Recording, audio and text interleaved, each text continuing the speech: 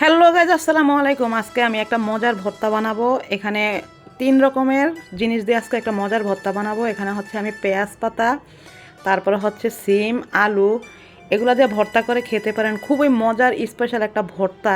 এটা দিয়ে ভাত খেতে মানে 1 প্লেট ভাত খুব সুন্দর মতো খাওয়া যায়। তো আমি এখানে আগে পেঁয়াজ পাতাগুলো কেটে নিয়েছি, তারপরে হচ্ছে সিমগুলা বেছে সুন্দর মতো এগুলাকে পরিষ্কার করে নিব। একটা আলু দিব। আলু দিলে মানে ভর্তাটা আরও বেশি মজা হয়, যার জন্য একটা আলু দিব, বেশি আলু দিব না।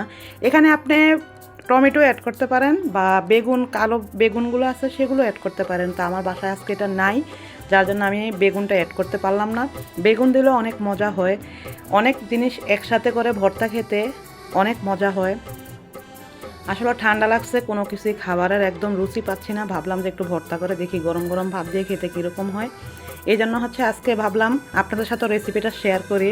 তো এখানে খুব সুন্দর মতো এগুলো ধুয়ে তারপরে হচ্ছে এগুলো এখন ভাপে দিয়ে দিব।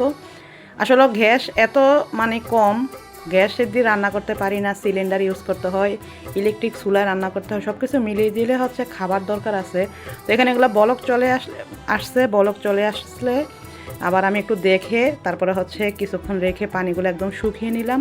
পানি হচ্ছে রাখা যাবে না, পানি রাখলে হচ্ছে এগুলো একটু স্যাঁতস্যাঁতে থাকে, যার জন্য পানি রাখি না, শুকিয়ে নিছি।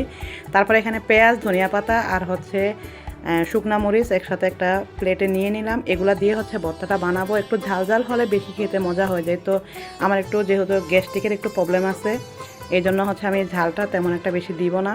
তো এখানে আমার শিলপাটা আছে, বাট আমি শিলপাটায় বাটবো না, যেহেতু এগুলো নরম, হাতেও ম্যাশ করে নেওয়া যায়।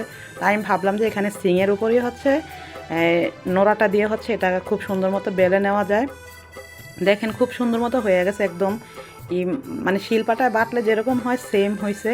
তো এখানে অলমোস্ট আমার ভর্তাটা হয়ে গেছে। খুবই মজার একটা লোভনীয় ভর্তা। এটা দিয়ে গরম গরম ভাত খেতে খুবই মজা হবে। আমি মানে যখন আমার কোনো কিছু খেতে মন চায় না, তখন হচ্ছে আমি মানে অল্প পরিমাণে হচ্ছে একটু ভর্তা বানিয়ে নিই। তো এখানে ওহি স্কুল যাওয়ার জন্য রেডি হয়ে গেছে। ওহিকে এখন ওর বাবা নিয়ে যাবে। ওর বাবা হচ্ছে ওকে দিয়ে তারপর ওর বাবার কাজে ওর বাবা চলে যাবে।